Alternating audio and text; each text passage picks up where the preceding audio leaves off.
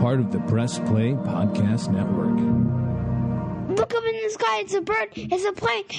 This is Jason J. Lewis, the voice of Superman on Justice League Action. This is Mark Wade, writer of Superman Birthright. You're listening to the Krypton Report.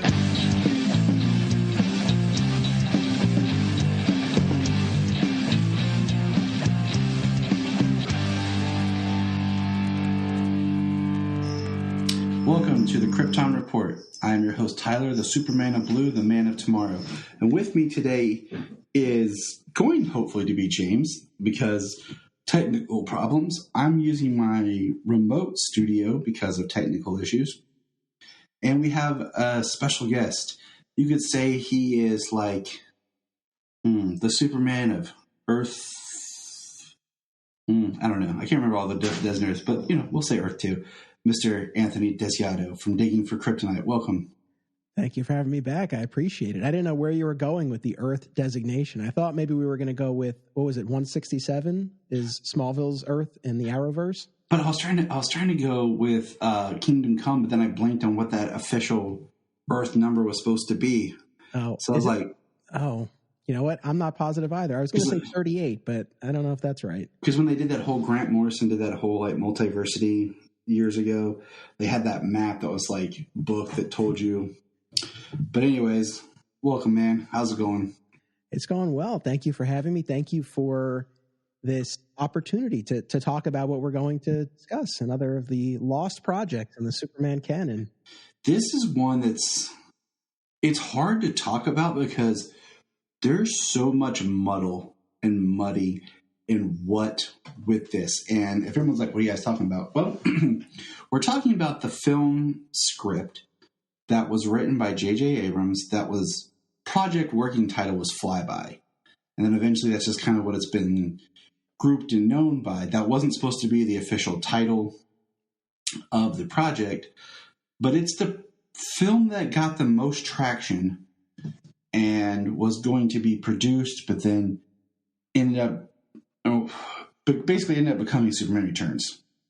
And I think that's the craziest part about all this is when you get into the meat, so to speak, of this project and just what happened. I mean, it's something. Now, we talked about the death of Superman Lives. We talked about that project being the most formed Superman project before this one, and then this one actually gained a lot of traction because they had casting, they had directors attached, they had costumes being built, and I think if I remember right, when I first learned of this was years later when I saw the costume that was being molded and formed and said for J.J. Abrams Superman Flyby. Now at the time I didn't realize it was J.J. Abrams just writing. And then I started digging into what it was. But when did you first learn about this project? Oh, man, that's a good question. I'm not positive. I want to say it was probably in an issue of Wizard magazine. I miss Wizard. As do I. It went downhill, I think it's fair to say, in its final years, but for a time, man, I was totally on board with Wizard, and especially in the days, even though the internet existed, but you didn't have the level of coverage of the comics industry or as much of an opportunity to have conversations about what was going on in comics. So to have something like Wizard was really cool. I definitely look back on it fondly, especially Wizard at its best. But yeah, if I'm thinking back, it was probably in Wizard where I learned about it. And I got to give a shout out. I'm sure we'll mention this, but I want to give a shout out to Newverse Creative, because through them, I was able to actually hear the J.J. Abrams screenplay brought to life. So Newverse Creative, it's NEU, Newverse Creative, and they're on all the major podcast platforms and on YouTube. And they do audio dramatizations of these unproduced screenplays. And they first came on my radar when I was covering the Tim Burton, Nick Cage, Superman Lives movie on Digging for Kryptonite, and they did versions of both the Dan Gilroy and Kevin Smith screenplays. And it's a great way to get a feel for this because, no, you're not seeing it. theater of the mind and all that, but at least you're hearing the dialogue and the music and the sound effects. And I think they do a really great job of bringing it to life. And that's the primary way that I experienced Superman Flyby, was by listening to their audio dramatization of that. So it's a great thing to have out there. I really love it. Oh, I totally agree, because I always hated like when you'd be like, oh, the script leaked, and you'd find it, and then like you'd find out it's a bogus script. So you just wasted all this time, and it was like some fanfic script, and you're like, oh man. But I listened to it as well, and what's fascinating is there's actually 2 drafts of J.J. Abrams' script, and the first one leaked years ago when it was in pre-production, all that, and got a lot of negative feedback, which we'll get into. And then, in the process of this project, the script was supposed to be turned over to somebody else to do a rewrite on it, but I guess that never happened. Like, I never got a full rewrite draft. So I'm going to try to give some history and context about this, and we'll go from there, okay? Turning in his script in July of 2002, J.J. Abrams' Superman Flyby was an origin story, okay? And Brett Ratner was hired to direct in September of 2002. He originally expressed interest in casting an unknown lead. Filming was supposed to start in 2003. Josh Hartnett was one that was approached. We'll get into all the casting people, but at one point, Christopher Walken for Perry White. I'm trying not to give too much away because I have all these convoluted notes here, but some other people that had met for it was Brendan Fraser, Jerry O'Connell, James Marsden, even Ashton Kutcher was at one time approached, David Boreanaz. But Ratner dropped out in March of 2003, and McGee came on. McGee was attached for a while, and then basically, to shorten it up, is the production changes hands between McGee, Brett Ratner, back and forth on who's directing, who's not directing. At one time, they both thought they were hired to direct. And then eventually Bryan Singer comes in and takes and changes everything. I mean, it is really, really confusing. It's really convoluted. Much like, when we talked about The Death of Superman Lives, and we looked at how you had these people doing these projects, but they were each working on the 3 different script versions.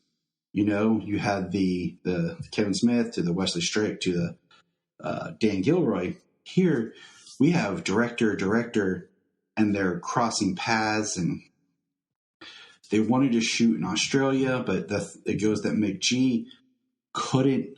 He had a fear of flying, so he wanted to shoot in Toronto, and it's just a bizarre situation. So I'm not trying to get too bogged down on production, but just to say that production was all over the place. There was all kinds of rumors for Lois Lane, but there was never really a front runner for Lois. And one of the front runners who was looking at for Lex was Robert Downey Jr., which is fascinating. What? I think he's joining us. Hold on, ladies and gentlemen. Hold your breath. James, are you there? James, I see you. Are you with us? Have you joined us in Krypton? And he's gone. And he's gone, just like that. Death of Superman. We will miss you. So all this to say, like, it's a fascinating, like, I don't have the note-taking ability to break down the production side of who was involved with what, when, but we do know they worked on making a suit. The suit artwork will appear on the artwork for this episode. The suit looked pretty good. Mm-hmm. It didn't have trunks. I want to point that out here. We're in early 2000s. It didn't have trunks. Now, with the Robert Downey Jr. casting, one of the biggest things I've read people talking about was they're glad that this movie didn't get made. Because had it got made, it could have really destroyed the careers of J.J. Abrams, where he ends up, Robert Downey Jr., where he ends up, and some others. So it's very, very fascinating. Yeah, for sure. And on the Robert Downey Jr. front, listening to the audio dramatization, but before I had done more research on this unmade project, I'm listening to the audio play and I'm thinking to myself, man, Lex sounds a lot like Robert Downey Jr.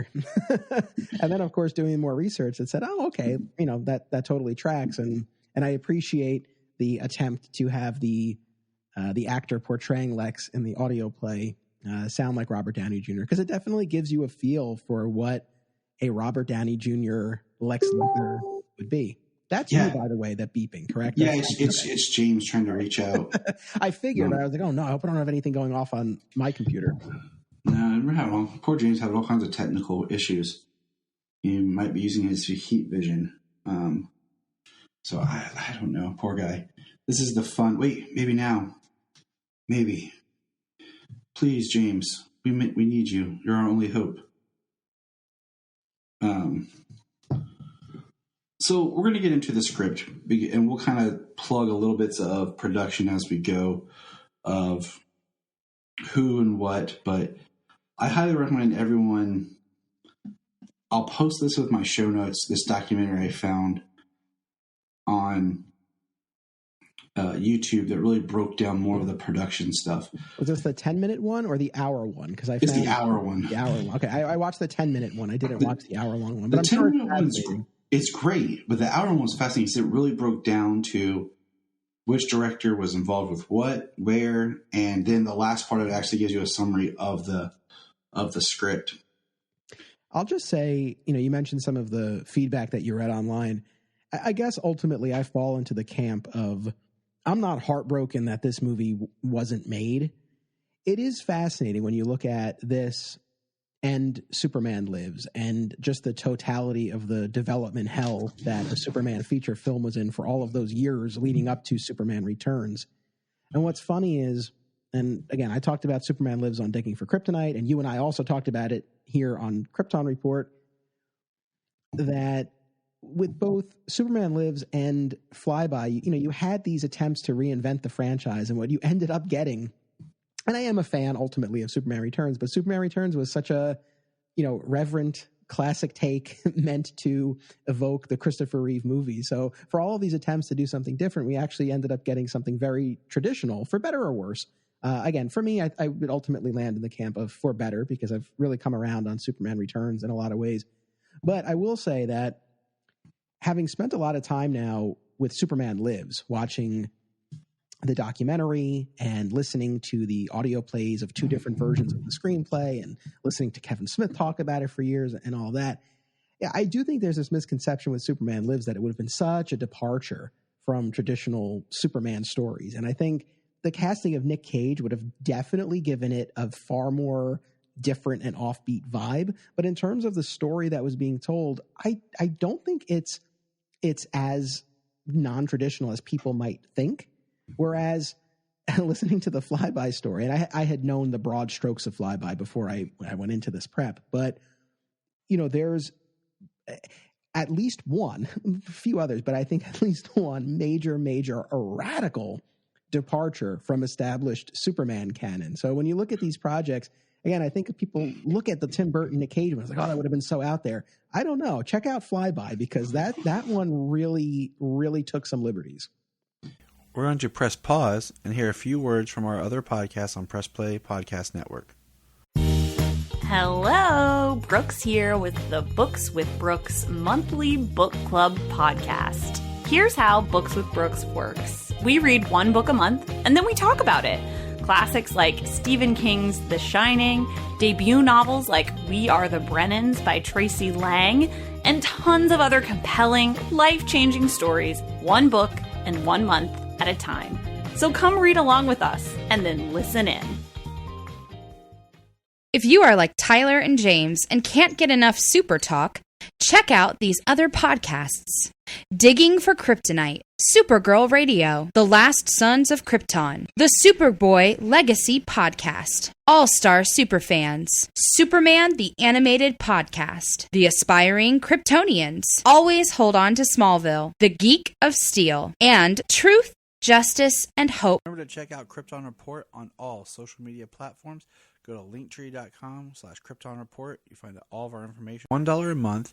You'll get extra special content that you don't get on the main show, like movie commentaries and whatever else comes out of our mouths. So check it out, patreon.com/Krypton Report. This is Dan Jurgens, and if you want to have a good time, keep listening to the Krypton Report.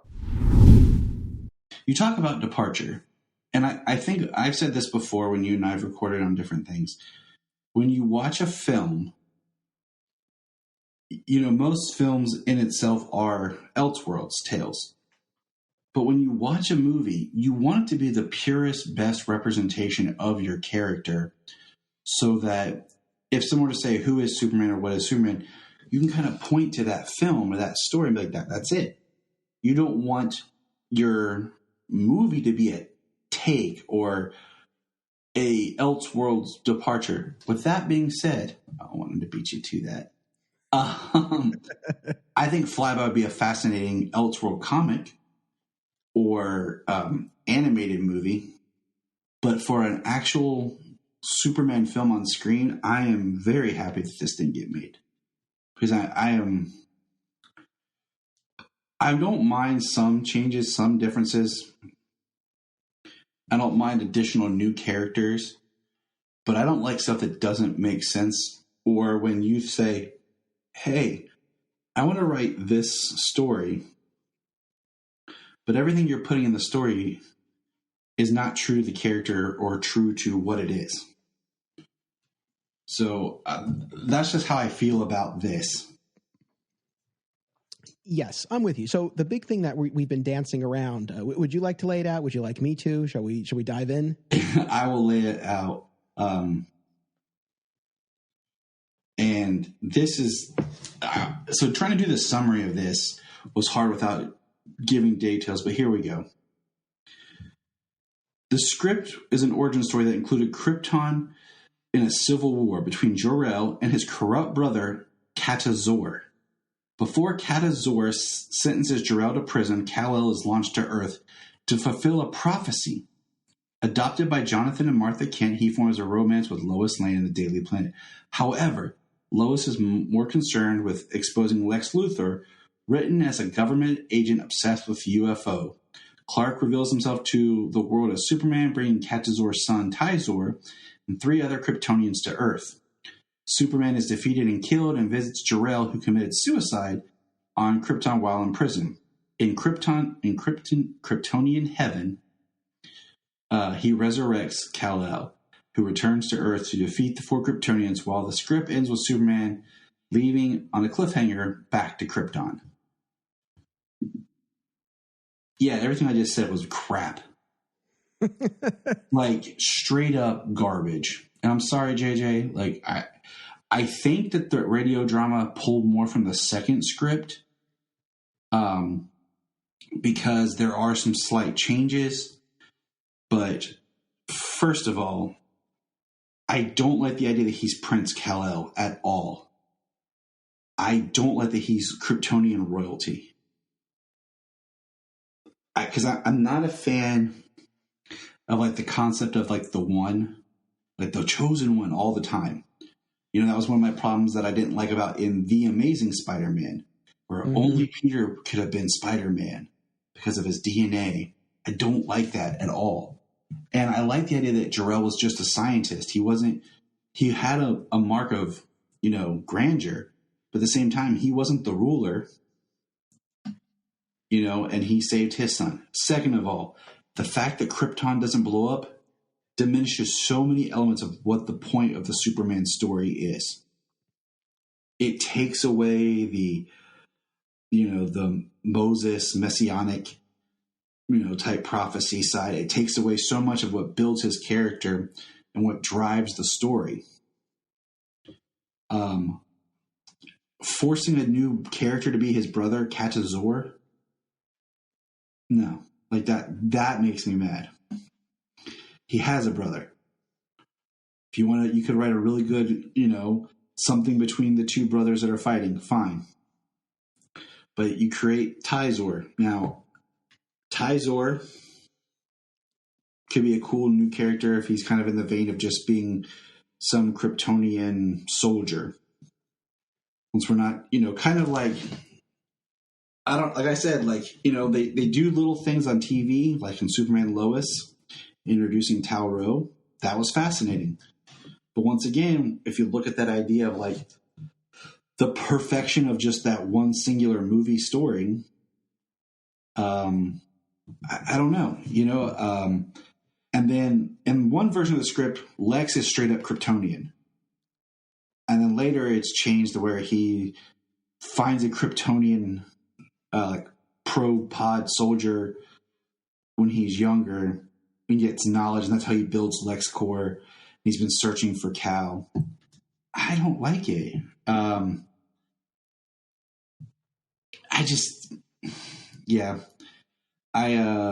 like they really did this whole big shtick on the Kryptonian city of Minna and the religion and the Holy Land. And I'm like, what is this? Like, it just was such a huge departure that I did not like it at all. I'm going to stop talking and let you talk. No, I mean, I think you and I are on the same page with this. I was not taken with these departures. It's funny because there are a lot of aspects of this origin story that are traditional and maybe almost to its detriment. You get, again, at least in the version that I heard brought to life in this radio play, the Kents finding baby Kal-El and raising him as Clark and all of that. And Clark starting work at the Daily Planet. We meet the traditional Daily Planet cast of Lois and Perry and Jimmy. So there are a lot of aspects. He makes his debut as Superman, catching Air Force One and landing it in a baseball field, which of course we would get later in Superman Returns. So, I think there are a lot of aspects that people would be familiar with, but where it does deviate from the established canon, it really is in a lot of respects antithetical to what we understand to be Superman. Now, in fairness, it did prompt some reflection on my part where I said to myself, okay, especially when we talk about the origin story in this mythology, like what aspects of it are so sacrosanct that if we mess with it, we are undermining the story here.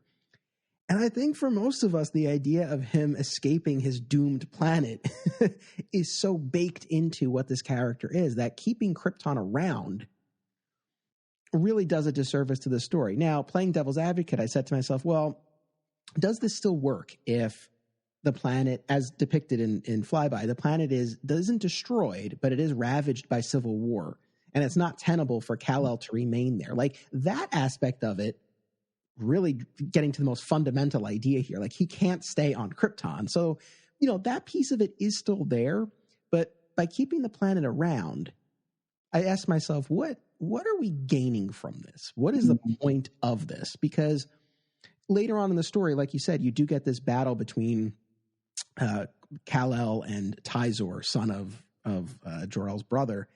And now in the version that I heard, it was just Tyzor. I know in other versions it was multiple Kryptonians he was battling. But, we've seen in Superman 2, in Man of Steel, we've seen battles between Superman and other Kryptonians via the Phantom Zone, right? So as near as I can tell, the only real value in keeping Krypton around is the ending. Flyby ends on this cliffhanger of Kal-El going back to help his home planet. So I feel like that's the only thing that you really get out of this. And look, we don't know where the story would have gone. Maybe it would have been an amazing story. I don't know. But within the context of this, I think you lose far more than you gain from it. So I just think this was a huge miscalculation on J.J. Abrams' part. I agree. It's interesting, like we were talking about how if you look at the spectrum of Superman projects trying to get it going, and you start with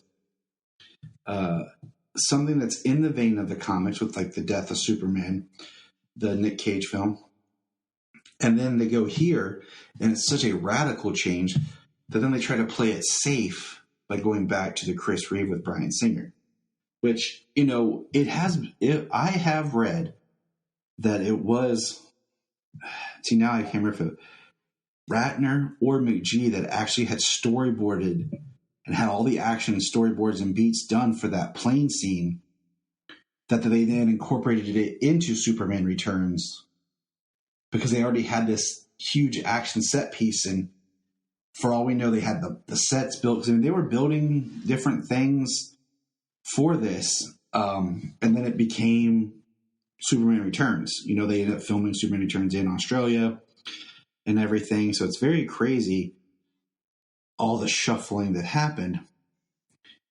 I do want to point out before we talk more is 2 actors who did audition for Flyby. One being Brandon Routh. He did audition. He's in like the makeup mock-up costume for Flyby. And Henry Cavill both auditioned. And then Brandon Routh talked before, and he got, you know, to audition for Superman. He got called back, but when he got called back, it was for Bryan Singer. And not, so could you imagine that? You're auditioning for one movie, but then you realize you're auditioning for another movie with the same character for a new director. Like, that would be a very interesting experience. I know, for sure. Yeah, I saw the Henry Cavill photo of him from his screen test. Yeah, it's funny. I mean, I think these guys, you know, they get on a list, and it's, you know, typically, again, a lot of the known actors of the day who were popular, who had the, you know, the essential look of the character, who would, you know, were always rumored to be in the mix. And then, yeah, up-and-comers like those guys who are on the list as well. I mean, it's funny, especially with Henry Cavill. I mean, we're talking 10 years later that he would actually play the character. So it definitely would have been a younger, so yeah, very young Superman. This would have been at time of Count of Monte Cristo, I think, right around there. If you remember, he plays Albert, Edmond Dantes' son. So Superman's playing Jesus' son. I didn't know that was him for the longest time. That was one of his first acting roles. So that gives you an idea of that, his youthful look. Now, this script and the audio drama, how did it make you feel? Because when I was listening to it, it made me feel like I was watching or listening to like a Superman version of The Office. Because there was so much of like personal narration, personal description and talking. I could just picture like action in the background and Lois Lane looking at the camera talking to me. Or there's so much voiceover. I was like, it just felt weird. I mean, to be honest with you, it just, like, you have Martha, you have Jonathan, you have Lex. Lex is working on his software.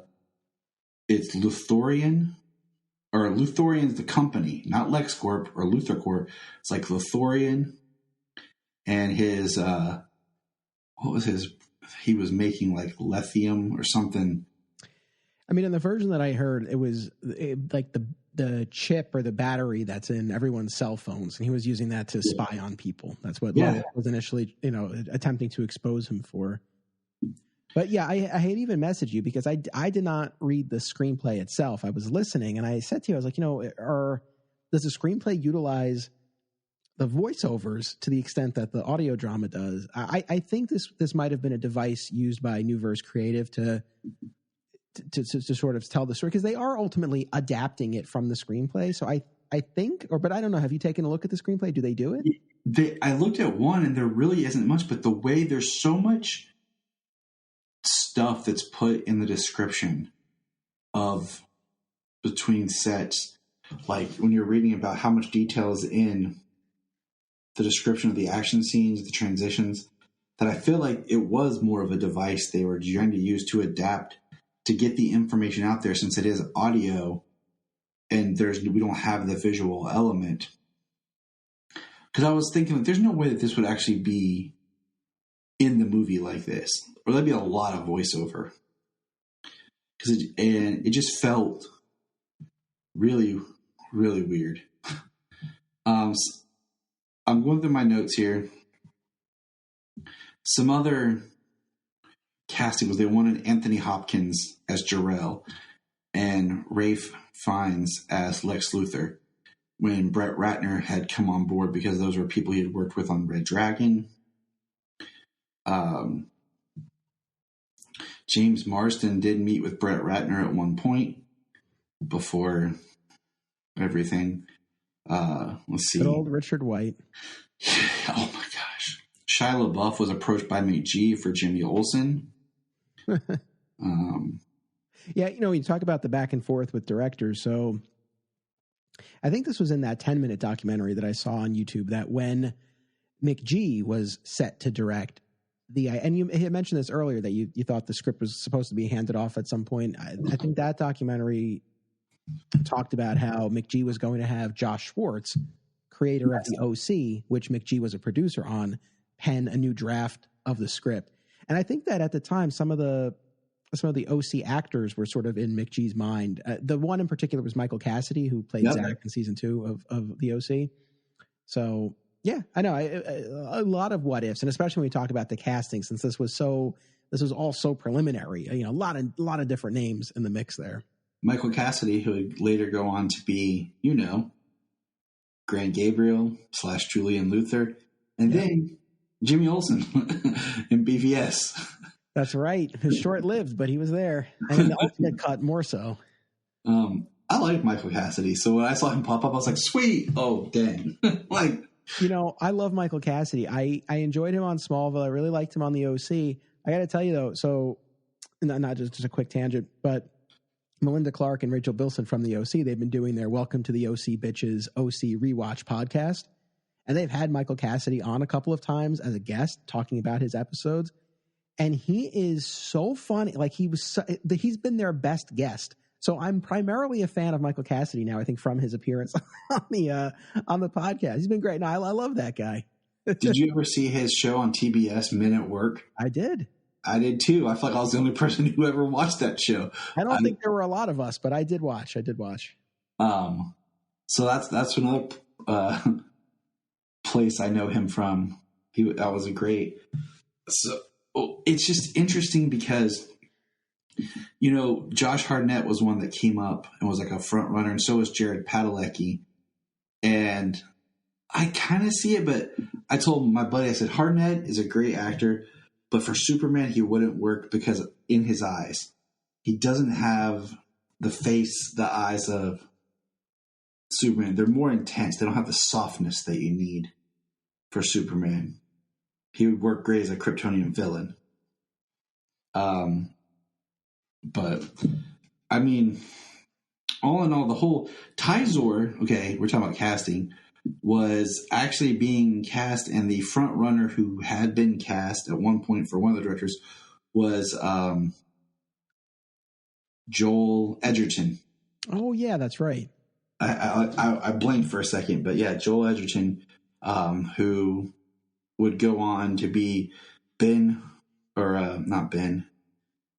Uncle Owen in Star Wars, in Revenge of the Sith, and in the Clone Wars, and then now the Obi-Wan Kenobi series. He's done a lot of other stuff too, but that's the nerd side. He did. Did you ever see Warrior? I did, with Tom Hardy. Yeah, that was a good movie. Yeah, that was very under the radar, underappreciated. Yes, I had a buddy of mine from law school for years was always on me to watch the movie, and I eventually did one day on my iPad on the train, and I was like, all right, let me finally watch this, and it was really good. It was, I think I watched it on my iPad at work, because it was one of those. I was like, okay, like when I was working at a call center, we wouldn't get any calls for a while at night, so I'd pull out the iPad and watch something waiting. But the script, I think one of the most interesting parts in the script that I actually did like is how Clark kind of first meets Lois. Yeah, that was interesting. This whole meeting outside of a college frat party where a little bit of an age difference here. So Clark is a senior in college, undeclared, which they talk about in conversation. And Lois is a high school senior there checking out the school with one of her friends. And so they have this little meeting outside, and she points Clark in the right direction, right? She talks about her aspirations to be a journalist, and that lights a bit of a fire under him, and he eventually ends up with the Daily Planet. I like that. I like that well enough. I liked it because I like the idea of he meets her at a young point and she actually inspires him. And then you have kind of this humorous scene later where they get back together, like when he's at the Daily Planet. It's the feeling of he wants to tell her he's Superman, but she's not going for it. Like, she thinks he's trying to tell her that he's attracted to her, and it just kind of plays that awkwardness where she's like, "Oh, Clark, no, I'm not dating. It's not just you, seriously." Like, and it's funny because she's like, "If you would maybe get LASIK, and get rid of the glasses and do something with your hair, you're not bad looking." All this, like, it was a good scene. I would love to see actually acted out, because I felt Lois was written really well. How did you feel about the Jonathan Kent death? Didn't care for it. I look, I know, I know when we talk about Jonathan Kent dying on screen, a lot of us, especially recently, we go to the Kevin Costner version in Man of Steel. And I know there was a lot of frustration among the audience with how that played out. But here, well, man, this really bugged me, where he dies off screen. And we find out that he was listening to the radio and heard about Clark making his debut as Superman and was so excited as he ran in to tell Martha about it. He had a heart attack.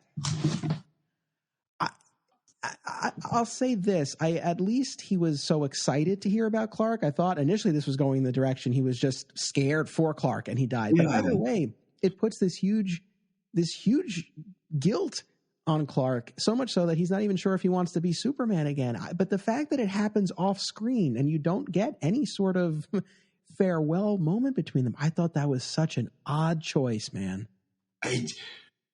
It definitely felt like a first draft, kind of just, we'll put this here, I'll come back to it kind of thing. Maybe. It really did feel like we'll really find the moment, as we go back and revise the script. Because to me, I'm like, that just, there's no dramatic tension and there's nothing. And, my biggest thing with the whole Kevin Costner death was, look, I watched 10 years of Smallville. I know Clark can run fast. He could have very easily grabbed his dad, ran through the hurricane or the tornado, and ran back around and had, before anyone knew what happened. And that's the thing. I don't want to go on a huge tangent with it, because I've talked about this a lot on Digging for Kryptonite. I think that I can appreciate the intent of the scene and the intent that Jonathan would rather die than have his son reveal himself to the world at this point in time, because the world isn't ready.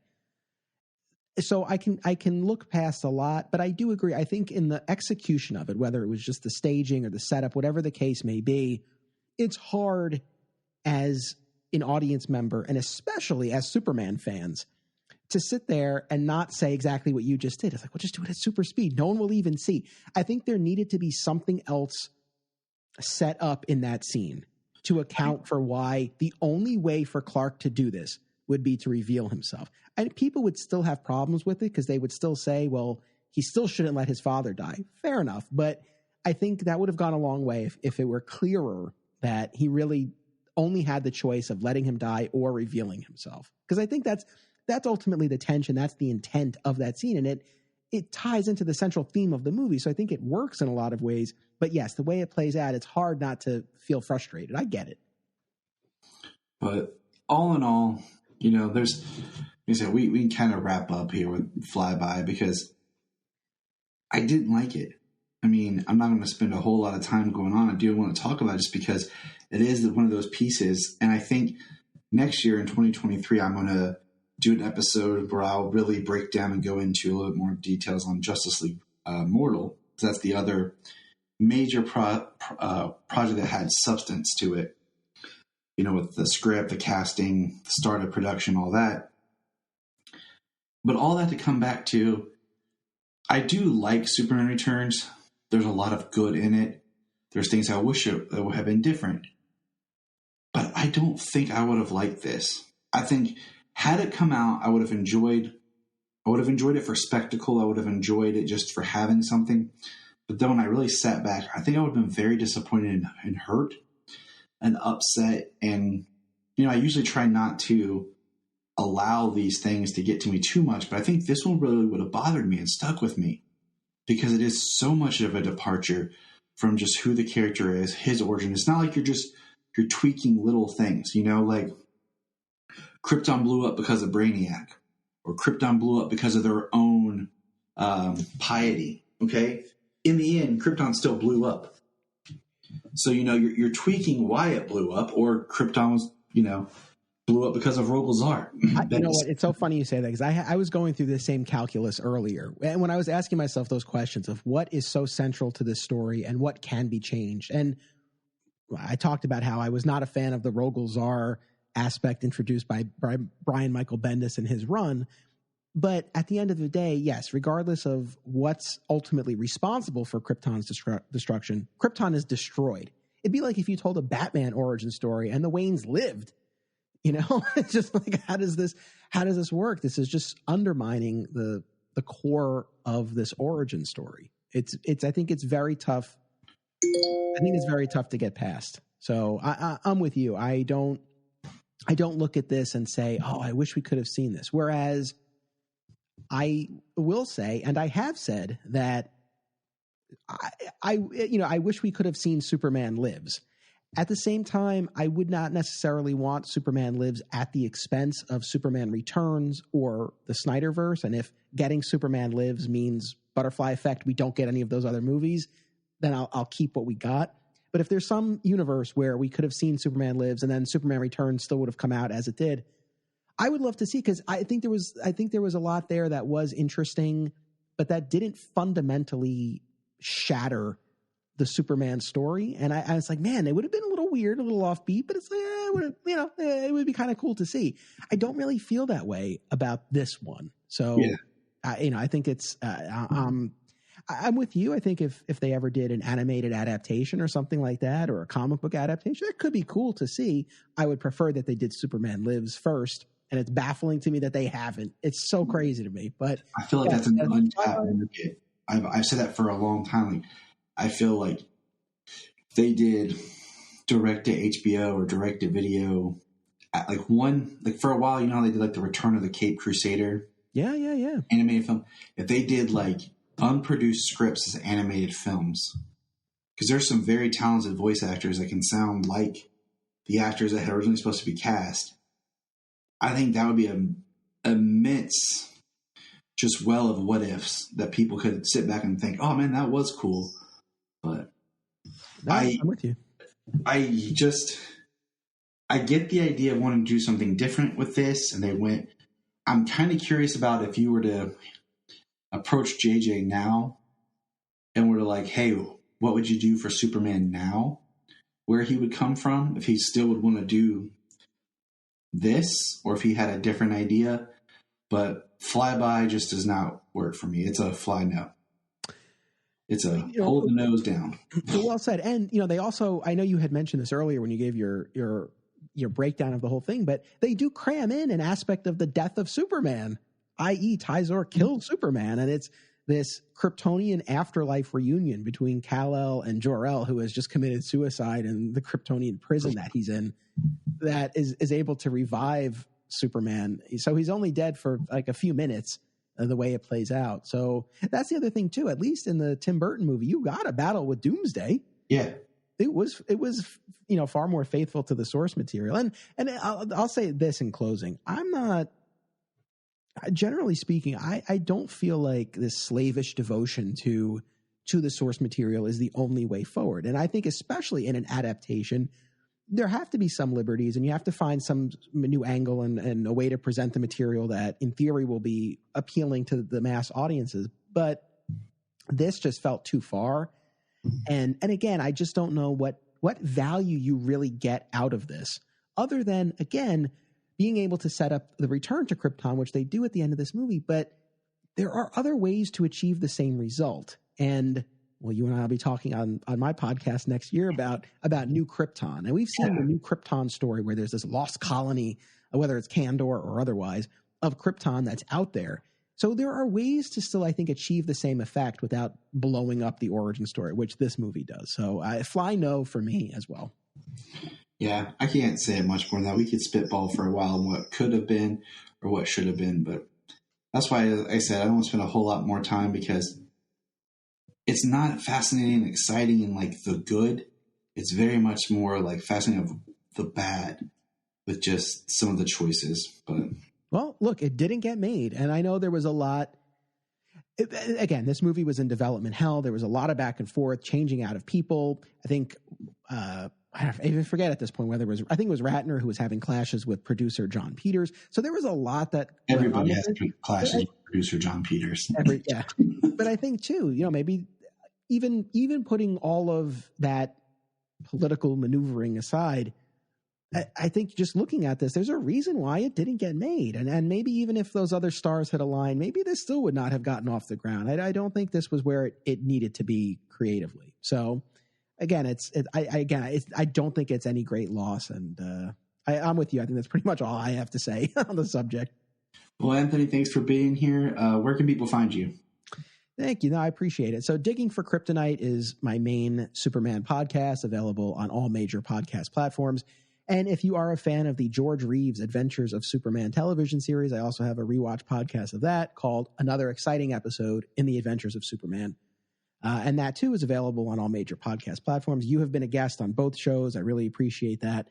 And I have even more podcasts and documentary projects. If you go to flatsquirrelproductions.com, everything is listed there. And I hope people will check out some of those projects. I appreciate it. I will say that looking forward to January for the return of the Summoning the Zords. The George Reeves has been great to watch along with the podcast. That really helped. I'm hoping as the podcast goes on that maybe it'll show up on a streamer. I mean, one of them, Tubi, come on, help us out here. You know what? Tubi has Superboy now. I think there's a far better chance of the George Reeves show showing up on Tubi than on HBO Max, to be perfectly honest at this point. I agree with you. Yes. I mean, if I remember right, Tubi has Batman 66, I think, and it has the Stamp Day special for George Reeves as well. So yeah, I mean, we're doing well so far. We're only 5 episodes out at this point. We're doing well, but I really feel like the numbers would shoot up if the show were actually available that we're discussing. So I would love for that to happen. That's what happened to Always Hold On to Smallville when Zach was, doing the podcast. And then when it got on Hulu, you definitely saw more interaction and everything changed. Yeah. But all right, man, take care.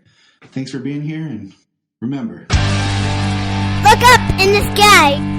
We just want to say, if you've enjoyed this podcast, please check out other podcasts on the Press Play Podcast Network.